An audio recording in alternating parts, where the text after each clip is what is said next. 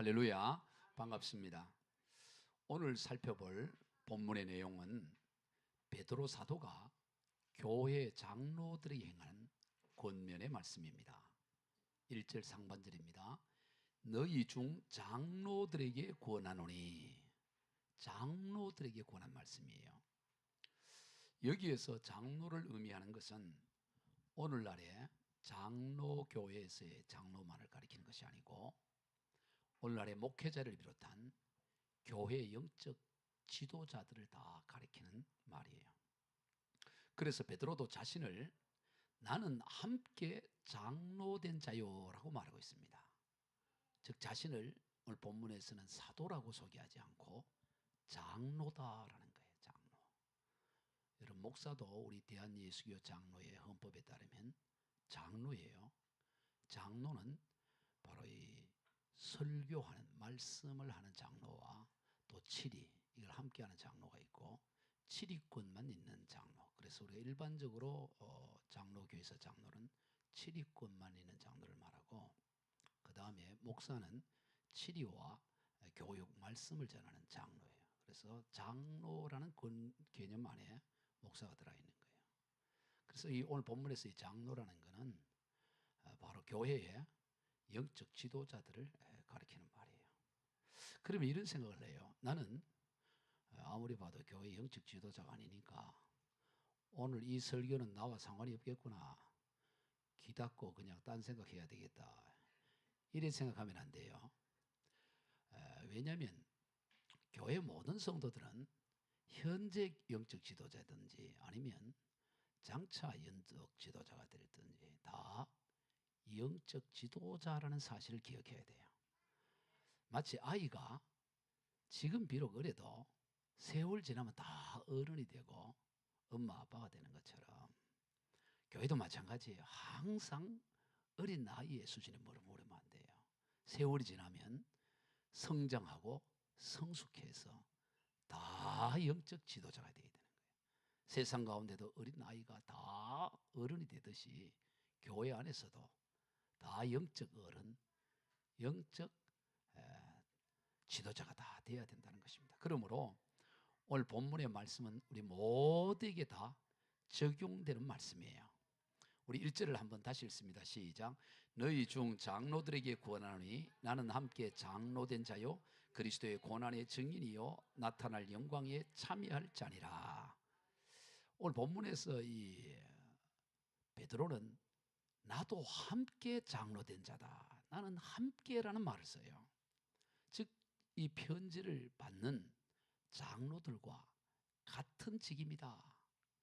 너나 나나 다를 바 없든 같은 장로에 있다. 이렇게 말해요. 나도 같은 장로요. 그러나 사실 이 베드로는 이 초대교회의 아주 탁월한 영적 리더였지요. 핵심 리더 아닙니까? 그러나 그렇다고 해서 다른 장로라는 게 아니에요. 같은 장로라고 말하는 거예요. 다만 역할의 차이일 뿐이다. 직임은 같다라는 거예요. 역할과 하는 일의 차이가 좀 있을 뿐이고 다 같은 직임이다 이 얘기예요. 여러분 마치 군의 병장이면 그가 해군의 병장이든 해병대 병장이든 병장인 거죠. 또 본부에서 근무하든 또 사단에서 근무하든 다 병장은 병장 아니겠어요? 그 하는 일의 차이일 뿐인 거죠. 마찬가지라는 겁니다. 여러분 교회의 모든 직임이 다 그래요. 교회의 직임이지 지위가 아니에요. 그래서 교회는 어떤 직분도 직위의 개념으로 보면 안 됩니다. 그래서 지위 고하라는 게 있을 수 없어요. 교회는 모든 직임이 다 동일한 거지 어느 직위 더 높고 더 아래고 지위 고하가 있을 수가 없는 것이죠. 그래서 오늘 본문에서 베드로는 나는 함께 장로된 자라고 하면서 장로들에게 편지를 쓰는 거예요. 그러면서 그리스도의 고난의 증인이요 나타날 영광에 참여할 자다. 자기를 소개하면서 나는 그리스도의 고난의 증인이다. 그래서 그리스도의 고난은 바로 십자가의 고난이에요. 나는 십자가 고난의 증인이다. 이 증인이라는 단어가 마르티스라는 단어인데 이 마르티스라는 단어는 두 가지 의미가 있어요. 증언자라는 의미도 있지만 순교자라는 의미가 있어요. 나는 그리스도의 고난에 대한 증언자이다, 또는 나는 그리스도의 고난에 참여한 순교자의 자리에 있다, 이런 의미가 있어요. 그게 바로 장로직이라는 거예요. 그 고난에 동참하고 고난의 증인으로서 영광에도 함께 참여할 자다라고 오늘 본문에서 베드로는 자기를 소개하고 있다라는 거예요. 우리가 1절을 다시 한번 읽어봅니다. 시작. 너희 중에 장로들에게 권하니 나는 함께 장로된 자요 그리스도의 고난의 증인이요 나타날 영광에 참여할 자니라. 여러분, 예수 복음에 있어서 고난과 영광은 언제나 한 세트예요. 하나로 움직입니다. 고난이 없는 영광은 있을 수가 없어요. 그래서 흔히 no cross, no crown. 한번 같이 해봅시다. 시작. No cross, no crown. 강남에 있는 교회는 이 정도는 해야 돼요. 이 정도는 혀를 굴릴 수가 있어야 돼. 그러니까 크로스 없는, 십자가 없는 면류관 크라운이 있을 수 없는 거예요. 고난과 영광은 하나예요. 그런데 많은 이들이 반쪽만 취하려고 그래요. 고난은 멀리하고 영광만 취하려고 그래요. 반쪽. 그런 있을 수가 없는 거죠. 임이스마엘 선교사님이라고 우리 교회도 오셔서 말씀을 전한 적이 있죠. 그분이 쓴 감동적인 글이 있어요. 전에도 한번 읽어드린 것 같은데 잘 들어봐요. 감동받을 자세를 하고, 아브라함과 같은 믿음은 원합니다. 그렇지만 독자 이삭을 바치는 것은 거부합니다. 요셉처럼 어려서부터 하나님의 꿈을 꾸고 총리가 되는 것을 원합니다. 하지만 그 꿈을 이루기 위해 배신당하고 억울하게 감옥살이 하는 것은 원치 않습니다. 엘리야와 같은 영적 권세, 영적 권능은 원하지만 지독한 외로움과 우상을 피하기 위한 목숨을 건 도전은 원치 않습니다. 다니엘과 같은 계시의 말씀과 지혜를 원하지만 하나님만 예배하는 것을 지키기 위해 사자굴에 들어가는 것은 거부합니다. 다윗과 같은 친밀함은 원하지만 그 친밀함을 얻기 위해 광야의 눈물의 예배는 원치 않습니다. 에스더와 같은 왕후의 아름다움과 영광을 원하지만 목숨을 건 금식과 기도는 거부합니다. 세례 요한과 같은 카리스마는 원하지만 약대 더럽고 메뚜기와 석정은 싫어합니다. 베드로처럼 하루에 5,000명을 영접시키기 원하지만 십자가에 거꾸로 매달리기는 싫습니다. 사도 바울과 같은 위대한 사도는 되고 싶지만 그가 매일매일 숨쉬듯 경험해야 했던 고난과 위협은 거부합니다. 우리의 영과 육을 채워줄 하늘의 축복은 원하지만 그 축복을 상상도 못하는 민족들에게 우리가 이미 받은 축복을 나누어주는 선교는 거부합니다. 이 땅을 흔들 부흥은 원하지만 그 부흥의 주인 되신 예수님을 위해 순교하는 것은 원하지 않습니다. 천국은 원하지만 십자가는 거부합니다. 그러면 우리는 더 이상 예수님의 교회가 아닙니다. 예. 다시 읽어줘요. 감동될 때까지 계속 반복할까요? 예. 너무 감동이 돼요. 예. 그래요. 이 아브라함 같은 그 믿음은 원하는데, 그렇지만 독자 이삭을 바치는 건 원치 않아요. 예? 다 그렇다. 다 감동이잖아요. 예? 이 땅을 흔들 부흥은 원하지만 그 부흥의 주인 되신 예수님을 위해 순교하는 건 원하지 않고, 천국은 원하지만 십자가는 거부하는 모습. 그러면 우리는 더 이상 예수님의 교회가 아닙니다. 그렇게 끝을 맺어요. 여러분, 예수님의 교회는 언제나 고난과 영광이 함께 가는 거예요. 교회 리더는 그것을 제일 먼저 기억해야 돼요. 영적 지도자는 뭐냐? 영광만 취해 가는 게 아니에요. 고난의 자리에 함께하는, 고난을 통한 영광에 참여할 자다. 그리고 영적 지도자가 된다는 건 뭐냐? 순교할 각오를 하는 거예요. 고난받을 각오를 하는 거예요. 죽을 각오를 하는 거예요. 그러한 교회의 리더가 갖춰야 할 자세에 대해 오늘 본문에서 구체적으로 베드로 사도는 세 가지를 권면하고 있습니다. 먼저는 2절입니다. 시작. 너희 중에 있는 하나님의 양무리를 치되 억지로 하지 말고 하나님의 뜻을 따라 자원함으로 하며. 여러분, 교회 영적 지도자, 지금 지도자이고 또 앞으로 지도가 될 여러분들은 교회 하나님의 사역을 할 때 억지로 하면 안 된다는 거예요. 마지 못해. 그래 하는 게 아니고 자원하는 마음으로, 기꺼이 기쁘고 감사하는 마음으로. 이걸 현대인의 성경이 이렇게 말합니다. 시작. 여러분은 하나님이 맡겨주신 양떼를 잘 돌보십시오. 억지로 하지 말고 하나님의 뜻에 따라 기쁜 마음으로 하십시오. 억지로가 아니라 기쁜 마음으로 하는 기쁜 마음. 예? 여러분, 하나님께서 맡긴 사역, 그게 뭐든지, 그게 크든 작든 뭐든지 늘 기쁜 마음으로 해야 되는 것입니다. 억지로 하거나 마지 못해서 하는 게 아니에요. 왜 그럴까요? 왜 하나님께서 맡기신 사역은 우리가 기쁨으로 해야 될까? 그것은 말이죠, 하나님께서 우리에게 사역을 맡기실 때 사역만 맡기시지 않고 그 사역을 감당할 수 있는 능력과 권능도 함께 주시기 때문이에요. 그래서 그 권능과 능력을 통해 하나님을 경험하게 하기 때문에, 하나님이 저와 여러분에게 사역을 맡길 때는 나를 경험하라는 거예요. 하나님의 능력과 권능을 경험하라고 주시는 거예요. 기회인 것입니다. 그러므로 그게 어떤 사역이든지 우리는 그것을 감당할 때 감사함과 기쁜 마음으로 감당하는 거예요.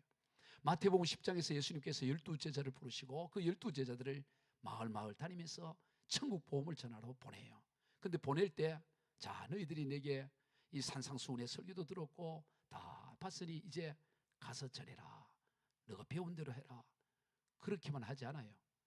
그냥 맨손으로 보내지 않고 그들에게 복음을 전할 수 있는 능력과 권능을 주시는데요, 10장 1절입니다. 시작. 예수께서 그의 12제자를 부르사 더러운 귀신을 쫓아내며 모든 병과 모든 약한 것을 고치는 권능을 주시니라. 아멘. 하나님께서 우리에게 복음의 증거, 증인의 사역을 감당하기 위해 모든 병과 모든 약한 것을 고치는 권능을 주시고 더러운 귀신을 쫓아내는 이런 능력을 통하여 하나님을 경험하게 한다 이 말이에요. 그래서 마을 가서 복음을 전하러 갈 때는 그건 기대감이 되고 하나님이 어떻게 이 역사하실 것인가를 기쁜 마음으로 감당하는데, 그 마태복음 10장 이하에서 자세하게 나옵니다. 7절 이하를 같이 봅니다. 가면서 전파하여 말하되 천국이 가까이 왔다 하고 병든 자를 고치며 죽은 자를 살리며 나병 환자를 깨끗하게 하며 귀신을 쫓아내되 너희가 거저 받았으니 거저 주라. 너희 전대에 금이나 은이나 동을 가지지 말고 여행을 위하여 배낭이나 두벌옷이나 신이나 지팡이를 가지지 말라. 이는 일꾼이 자기의 먹을 것을 받는 것이 마땅하니라.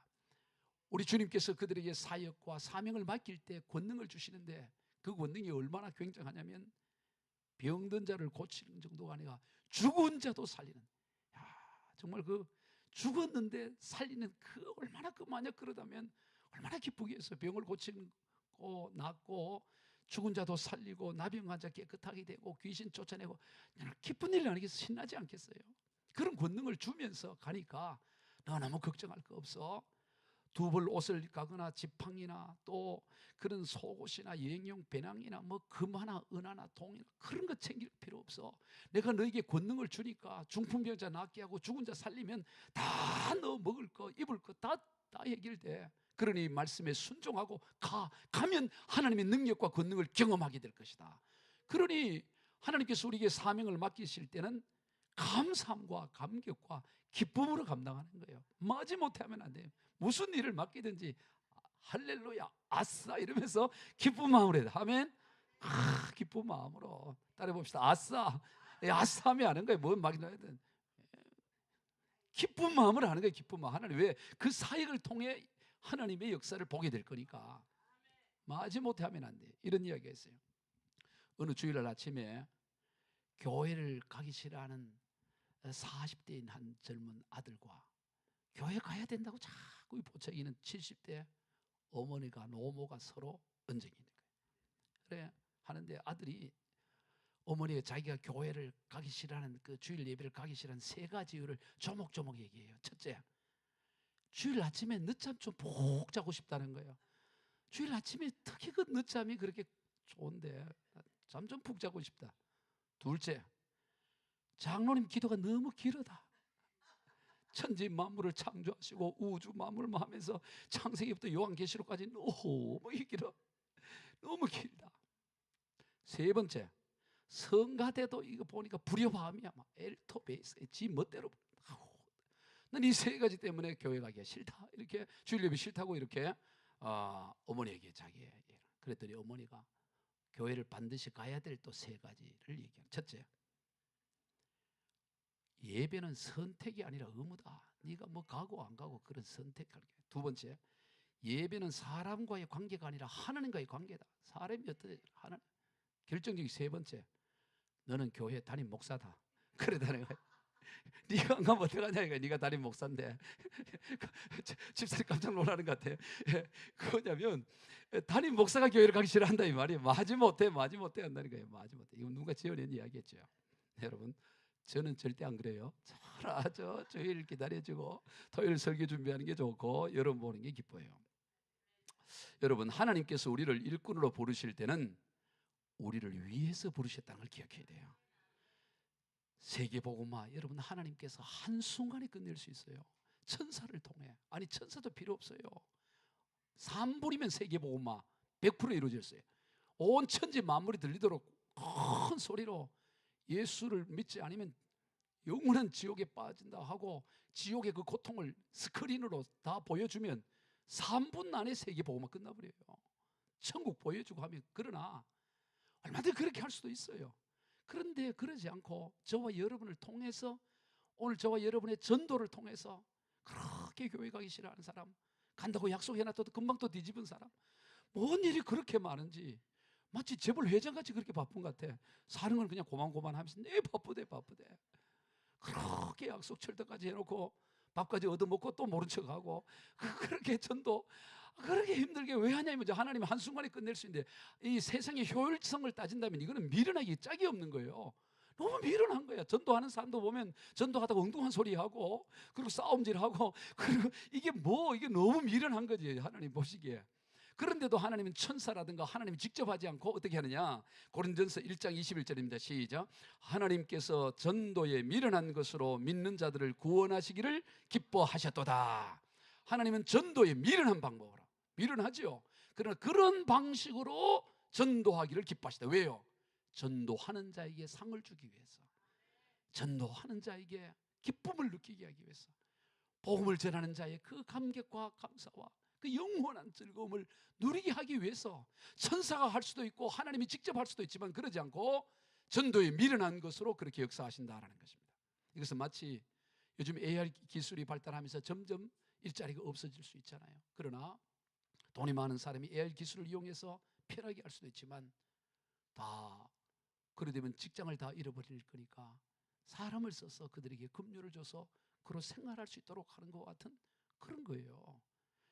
이 마태복음 20장에 보면 포도원 품꾼에 관한 비유가 나옵니다. 한 포도원에 큰 포도원의 주인이 있어요. 이 사람은 억만부자예요.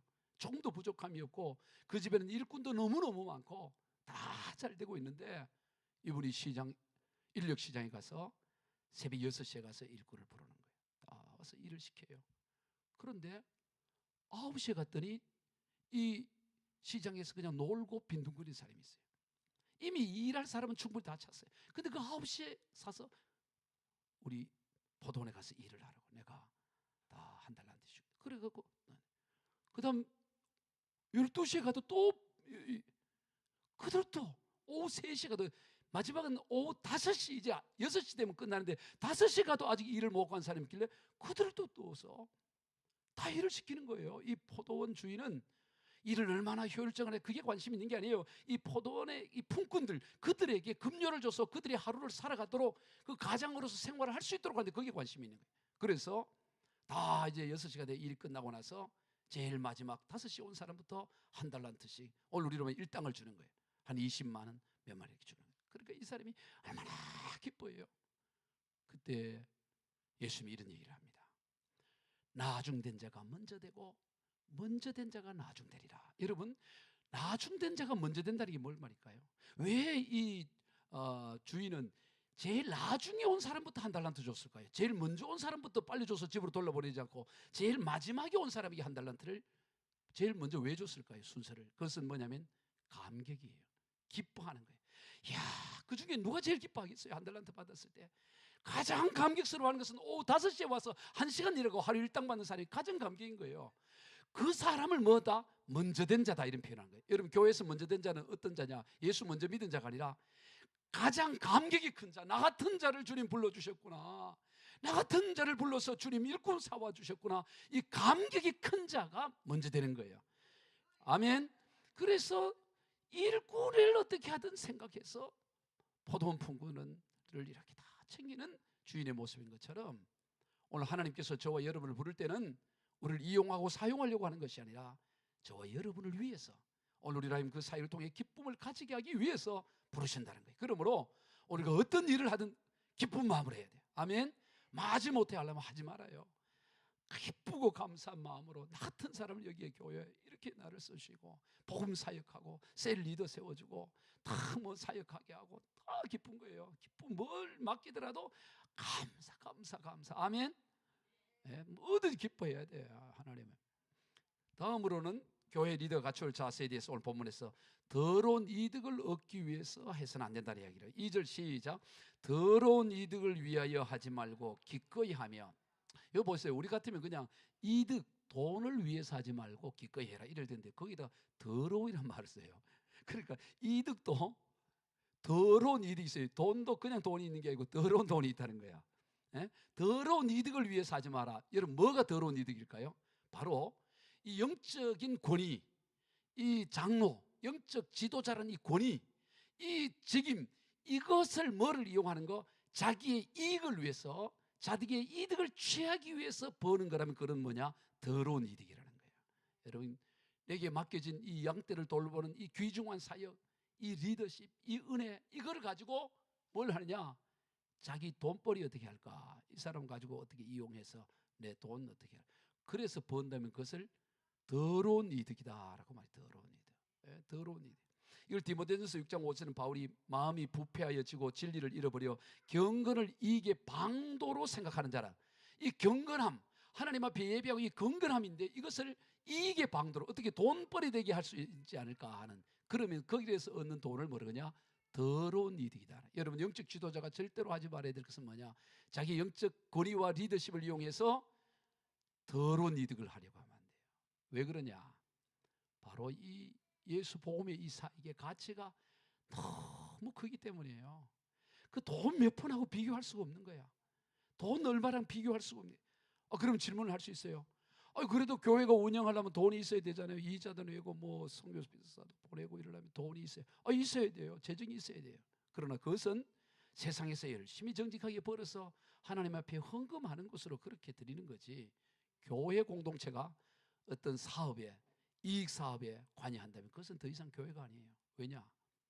교회를 이 오염을 시켜버리는 거예요. 여러분, 물을 대체할 수 있는 것은 아무것도 없잖아요. 그래서 어느 나라나 이 상수도 보호구역을 정하고 그걸 이렇게 하면 이거 처벌을 하잖아요.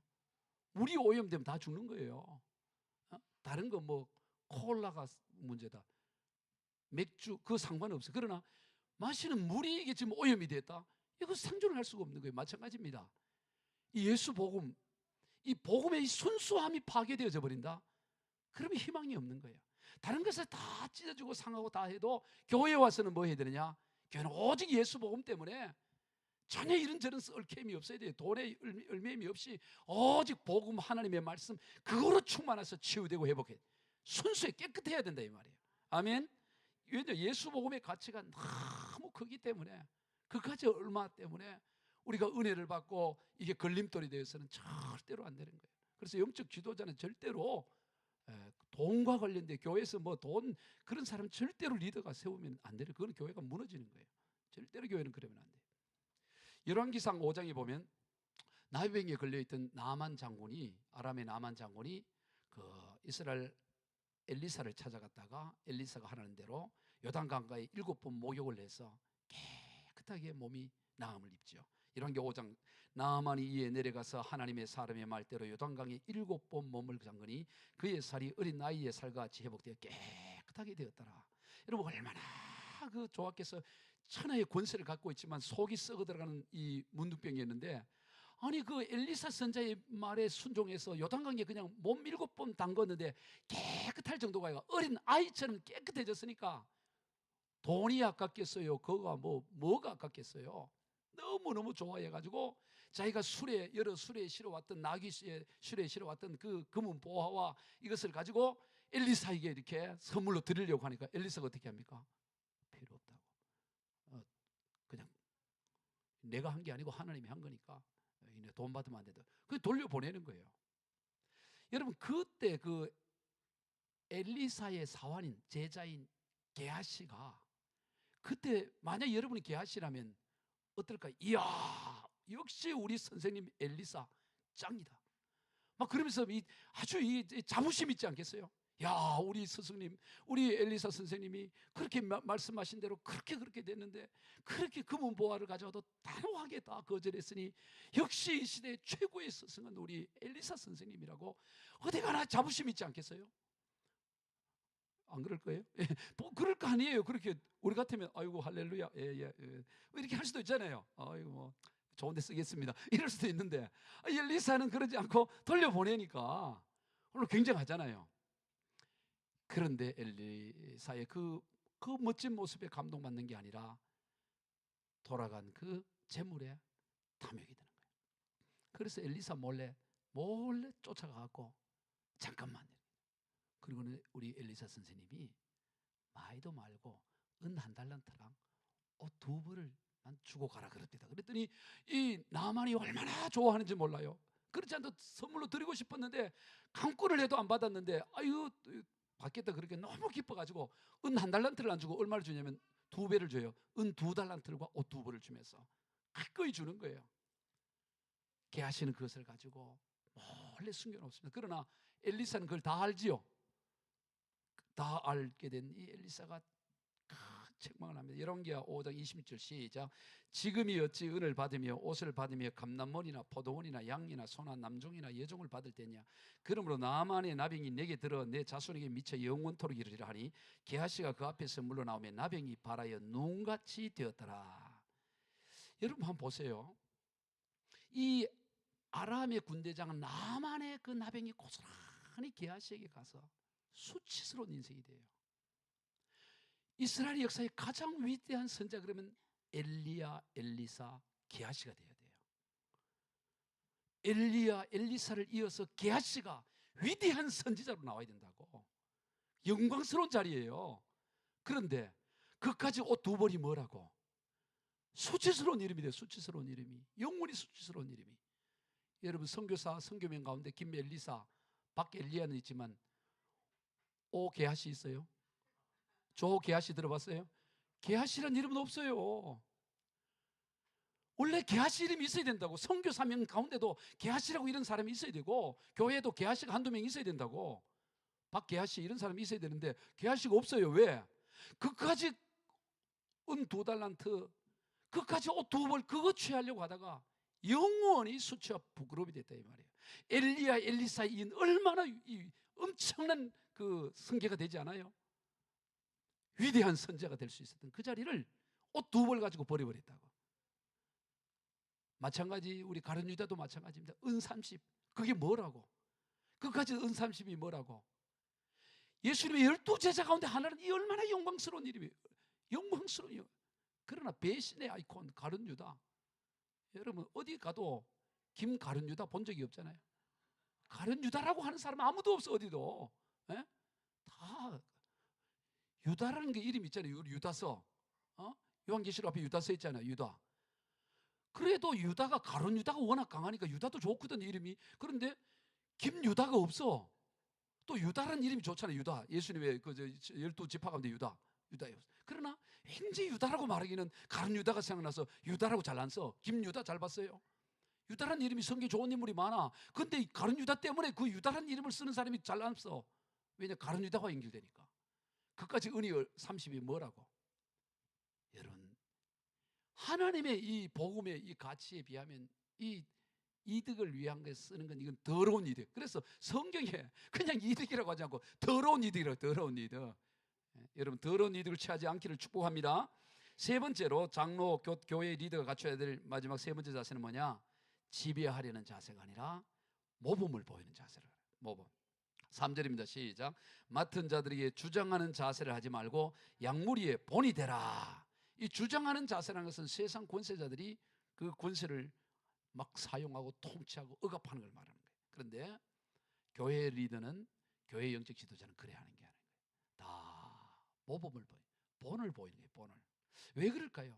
왜 교회 지도자는, 영적 지도자는 강압하거나 막 강하게 끌어당기고 막 이렇게 끌어가는 게 아니고 본을 보이면서, 양무리의 본을 보이면서 끌어가느냐면, 교회의 참 지도자, 교회의 참 머리는 예수 그리스도이기 때문인 거예요. 지도자 위에 진짜 지도자가 있기 때문인 것이에요. 목자 위에 참 목자장이 있기 때문에 목자장이 예수 그리스도고 나머지 모든 영적 지도자들도 같은 한 형제이기 때문에 형제. 마태복음 23장에서 예수님께서 당시 지도자라고 칭하고 선생이라고 칭하던 바리새인들과 서기관들을 강하게 책망하시면서 이렇게 말합니다. 마태복음 23장 6절 이하 시작. 잔치의 윗자리와 해당의 높은 자리와 시장에서 문안받는 것과 사람에게 랍비라 칭함받는 것을 좋아하느니라. 그러나 너희는 랍비라 칭함을 받지 말라. 너희 선생은 하나요 너희는 다 형제니라. 교회 영적 지도자라고 해서 뭐 대단한 게 아니고 다 형제라는 거예요. 형제. 뭐 대단한 대우 받으려고 하지 말고 서로 섬기고 그래야 하라는 것입니다. 이어서 10절입니다. 시작. 또한 지도자라 칭함을 받지 말라. 너희의 지도자는 한 분이시니 곧 그리스도시니라. 너희 중에 큰 자는 너희를 섬기는 자가 되어야 하리라. 누구든지 자기를 높아지는 자는 낮아지고 누구든지 자기를 낮추는 자는 높아지리라. 여러분, 교회 영적 리더의 자세예요. 오직 참된 지도자는 한 분 그리스도뿐이고 우리는 그저 서로 섬기고 더 높아지면 더 낮아지고 그게 교회의 영적 지도자의 자세라는 거예요. 여러분, 장로 교회 리더는 섬기는 직이라는 걸 항상 기억해야 돼요. 섬기라고 생각. 지위가 아니에요. 직이에요. 직. 우리는 지위 고하 이런 걸 따지는데 그런 게 아니에요. 교회는 지위 고하가 없어요. 어디 누가 높고 누가 낮아요? 다 같은 직임이에요. 직의 문제인 거예요. 그러면서 오늘 우리는 이 교회 리더자는 특별 대우를 받으려고 한다. 항상 섬기고 그게 교회 리더의 모습이다. 베드로 그 얘기하는 거예요. 이런 이야기했습니다. 이 말을 타고 가던 신사가 쭉 말을 타고 가는데 옆에 보니까 땀을 흘리면서 큰 목재를 운반하는 그런 군인들을 보게 된 거예요. 그런데 다들 땀을 뻘뻘 흘리면서 이 목재를 이렇게 운반하는데 한 사람은 땀을 흘리지 않고 그냥 구경만 하고 앉아 있는 거예요. 편안히 앉아 구경만 하고 있는 거예요. 그래서 이 신사가 아니 당신은 왜 같이 일하지 않고 그렇게 구경만 하고 있습니까? 이렇게 물었어요. 그랬더니 나는 쫄병이 아니고 명령을 하는 상관입니다. 이렇게 바로 얘기하는 거예요. 예. 그러자 이 신사가 그 말을 듣자 말에서 내려서 자기 겉옷을 윗옷을 벗어놓고 그 병사들 틈에서 같이 이게 이 목재를 나르는 거예요. 나르는 거예요. 한참 동안 작업을 다 하고 나서 이제 그 목재 옮기는 일을 다 하고 난 다음에 신사가 땀을 닦으면서 옷을 입으면서 그렇게 혼자 놀고 있는 그 상관에게 이런 말을 했대요. 앞으로 목재를 운반할 일이 있거든. 이처럼 목재를 운반할 일이 있거든. 총사령관을 부르게 이러더라는 거예요. 바로 이 총사령이 누구냐? 바로 미국 건국의 아버지는 조지 워싱턴 장군이 그 독립전쟁을 할 때 미군 총사령관으로 있을 때 하나 일하다라는 거예요. 2020년도에 미국 대통령 전체 가운데 최고의 리더십을 뽑았어요. 언론계에서. 1, 2, 3위가 누구냐면 3위는 루즈벨트 대통령, 2위는 링컨, 바로 1위가 바로 이 성김의 리더십을 갖춘 조지 워싱턴, 미국 건국의 아버지 초대 대통령이었던 거예요. 여러분, 진정한 권위, 진정한 권세는 어디에 있느냐? 섬김에 있어요. 진정한 리더십은 어디에서 나오냐? 섬기는 거예요. 할렐루야. 참된 리더십, 그 본을 보이는 거예요. 여러분, 예수님과 당시 종교 지도자들의 교육 방법의 차이가 뭐냐? 바로 본을 보이느냐, 그냥 말만 하느냐의 차이예요. 당시 바리새인들, 서기관들, 종교 지도자들은 손 하나 까딱하지, 예수님 표현에 하면 저들은 손 하나 까딱하지 않다, 이런 표현이 나와요. 그리고 말만 하는 거예요. 말만 해요. 근데 예수님은 어떻게 하냐? 말씀만 하는 것이 아니고 다 삶을 통해 본을 보여요. 여러분, 만약 예수님께서 제자 교육을 집중적으로 하면 며칠이면 충분히 제자 교육이 될 것 같아요. 우리 교회마다 제자 교육 하잖아요. 며칠간 집중 교육을 하면 완전히 막 똑소리 나게 제자 교육이 끝날 것 같아요. 예수님이 직접 강의를 한다면, 예를 들어 천국이란 무엇인가, 복음이란 무엇인가, 예수님이 직접 강의하는 거야. 쭉 인생이란 무엇인가, 예배란 무엇인가, 예수님이 직접 찬양이란 어떻게 해야 되는가, 기도란 무엇인가, 이걸 예수님이 특강을 해야, 그러면 며칠 시간을 주면 완벽하게 그냥 딱 똑소리 나게 강의가 끝날까요? 예수님 직접 강의만 한다면 제가 생각에는 3일이면 충분할 것 같아요. 3일 집중 강의하면 충분하지 않겠어요? 예수님 직접 강의하는데 길어도 일주일이면 충분해요. 그런데 예수님은 일주일을 한 게 아니에요. 3년을 해. 3년을 했는데도 잘 몰라.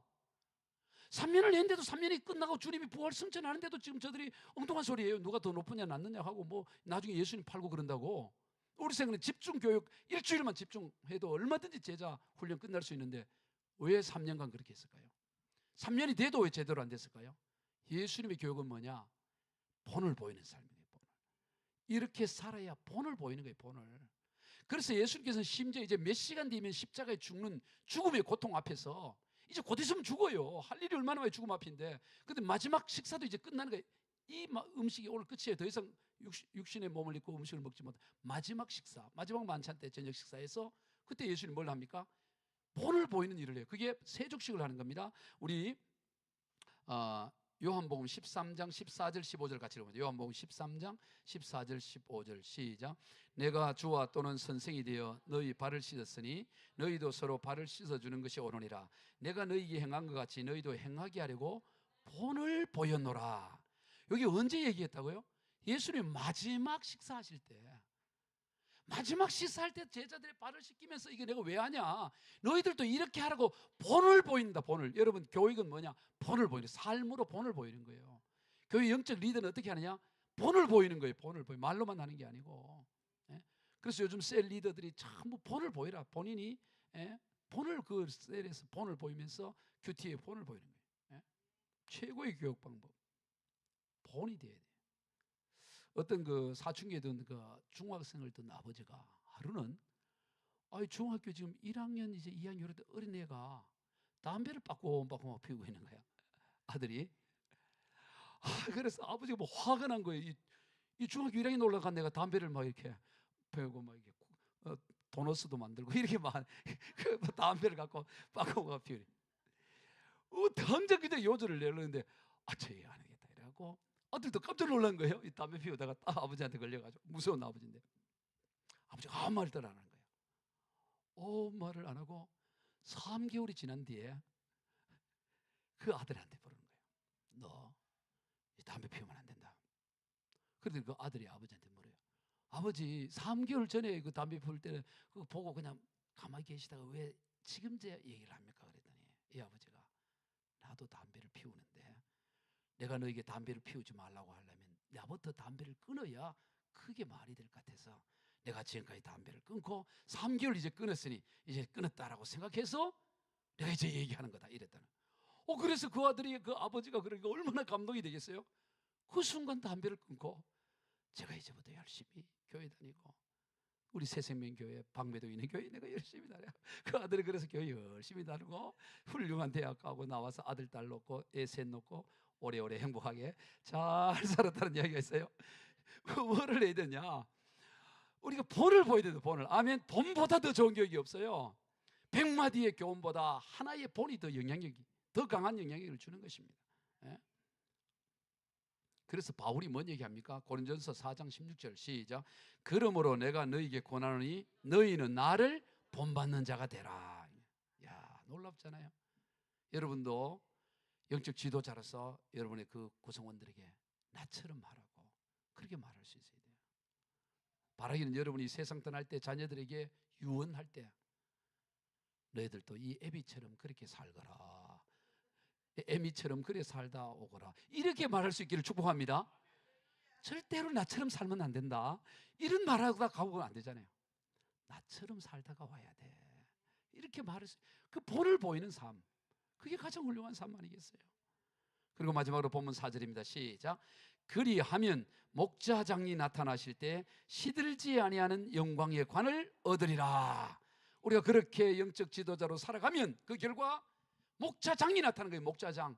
오늘 우리는 목자로서 목동으로서 양떼를 치는데 그 목자의 모든 장, 모든 양떼의 주인, 참 주인 목자장이 나타나서 우리의 그 수고와 헌신과 그대로의 삶을 보고 시들지 않은 영광의 관을 주겠다라고 말하는 거예요. 여러분 세상의 모든 영광은 시들어져요. 고대 그리스에서 올림피아 경기를 할 때 우승자에게 뭘 줍니까? 월계수 나무 가지를 꺾고 그 관을 만들고 띠를 만들어서 머리에 씌우잖아요. 그래서 그걸 월계관이라고 하죠. 월계관. 그리고 올림픽 이제 파리 올림픽 할 때 보면 월계관 씌우잖아요. 월계수 나무를 갖고 그는 살아있는 생나무 가지를 갖고 이렇게 하잖아요. 그런데 그게 월계수 또는 올리브 나무 가지를 하기도 하는데 그게 오래 가지를 않습니다. 생생한 그 나무를 잘라서 하되 얼마 있으면 다 말라버리는 거죠. 말라 사라져 버리는 것이죠. 그래서 바울은 뭐라 그러냐면 고린도서 9장 25절 시작. 이기기를 다투는 자마다 모든 일에 절제하니 그들은 썩을 승리자의 관을 얻고자 하되 우리는 썩지 아니할 것을 얻고자 하노라. 여러분 요즘 이제 파리 올림픽이 얼마 안 남았죠?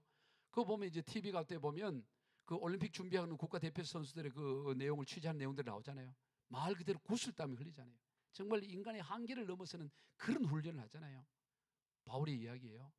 그래서 승리를 얻은들 그 금방 사라지고 썩어질 면류관인데 그걸 왜도 그렇게 한다. 그런데 오늘 우리는 썩지 아니할 면류관을 얻기 위해 살아간다면 우리가 오직 절제하며 헌신하며 수고하며 나가야 되느냐? 기꺼이 고통함을 당하고 나가라는 거예요. 예? 우리는 장차 썩지 아니할 면류관을 받을 사람이에요. 아멘. 저와 여러분에게는 썩지 않을 면류관이 예비되어 있는 줄로 믿으시길 바라요. 그렇다면 우리가 이 땅에서 뭐 썩을 면류관 쓰고 못 쓰고 그건 너무 그렇게 연연할 게 없어요. 사람이 뭐 대우해주고 박수해주고 그 별거 아니야 사실은. 제가 보니까 다들 박수 받고 싶어 하지만 박수하는 사람도 얼마 있으면 사라져 죽어버려. 그러니까 뭐 박수 받는 게 무슨 의미 있어요? 박수하는 조차가 또 사라져 버리는데 이 땅의 면류관은 다 시들어서 없어질 거예요. 그러나 오늘 우리에게 기다리고 있는 면류관은 시들지 않은 영원한 면류관이다. 그러므로 우리가 이 땅에서 좀 대우를 못 받고 거기에 너무 연연할 게 없어요. 여러분 교회에서 신앙생활 하다가 다 이렇게 시험 드는 이유를 다 형태는 달라요. 뭐 누가 뭐 다. 그러나 결론 속에 들어가 보면 하나야. 뭐냐면 나를 왜 그렇게 대우해? 자기 대우하지 않았다는 거예요. 대우. 네? 잘 대우 왜 나를 그렇게 대우하냐? 대우를 받지 않는 것에 대한 섭섭함이에요. 모든 게 보면 날 뭐로 알고 다 그거예요. 네? 여러분 세상 대우 너무 받으려고 하지 마요. 대우 기업 망해버렸잖아요. 대우 받으려고 하지 말라고 대우하려고 하지. 예? 오늘 우리에게 영원한 진짜 상은 누구로부터 받냐? 목자장이 우리에게 주신 거예요. 목자장이 나타나실 때 주는 상이에요. 우리 이 땅에서 양떼를 잘 섬기는 것으로 끝나고 진짜 상은 누구로부터 받느냐? 양으로부터 받는 것도 아니고 우리는 목자장이 나타나실 때 시들지 않는 영광의 면류관을 받는다. 그걸 바라보기 때문에 이 땅에서 이런저런 거 연연하지 않아요. 말씀을 정리합니다. 그리스도인은 모두가 현재이든 미래 장래이든 다 영적 지도자들이에요. 영적 지도자는 그리스도의 고난과 영광이 함께 참여하는 자예요. 영광에만 참여하는 것이 아니라 고난과 영광은 한 세트이기 때문에 고난과 영광에 함께 차는 자. 그런 영적 지도자가 갖춰야 될 자세는 억지로 마지못해 하는 것이 아니라 기쁜 마음으로 감사하는 마음으로. 왜? 그 사역 그 사명을 통해 하나님은 그것을 감당할 수 있는 능력과 권능을 부어주시고 그걸 통해 하나님을 경험하게 하시기 때문에 무슨 일을 맡기더라도 하나님을 경험하고 하나님 그 일을 통해 우리를 위해서 그 일을 맡기시는 거예요. 아멘. 그리고 우리는 결코 이 이득을 위해서, 그 더러운 이득을 위해서 영적인 이 엄청난 이 가치를 그저 돈 몇 푼, 옷 두 벌 뭐 이런 거 가지고 그거 위해서 하는 그 어리석음을 보면서는 안 되는 것입니다. 순수함으로 하는 거예요. 끝으로 양무리의 본을 보이는 자세를 감당하는 거예요. 주장하고 지배하는 게 아니라 언제나 섬기는 본. 왜냐하면 참 지도자는 오직 목자장이신 예수 그리스도만이 참된 지도자고 머리시기 때문입니다. 우리 모두 그런 삶을 통해 목자장이 나타나실 때 시들지 않는 영광의 관을 다 받아 누리시는 저와 여러분 되기를 주 예수 그리스도 이름으로 축복합니다. 기도하겠습니다. 하나님 아버지 감사합니다. 오늘 우리로 하여금 양무리를 돌보는 이 목자의 사명, 영적 지도자의 자리에 있게 하고 또 장차 있게 하게 하시니 감사합니다. 하나님 우리가 영적 지도자로서 하나님이여 고난과 영광을 하나로 보며 영광에 참여하기 위하여 고난에도 기꺼이 참여하게 하여 주시옵소서. 그리고 하나님께서 맡긴 사역을 마지못해 하는 것이 아니라 기쁨과 감사함으로 나 같은 자를 쓰시는 하나님의 은혜에 감동하며 감격하며 그 사명을 감당하게 하여 주시옵시고, 돈 몇 푼 때문에, 돈 이득 때문에 이 영광스러운 직을 사사로이 쓰는 그 더러운 이득을 취하는 자 되지 않게 하여 주시고, 언제나 양무리의 본을 보임을 통하여 장차 시들지 않는 면류관을 다 받아 누리는 우리 모두가 되게 하여 주시옵소서. 축복하며 예수님의 이름으로 기도드리옵나이다. 아멘.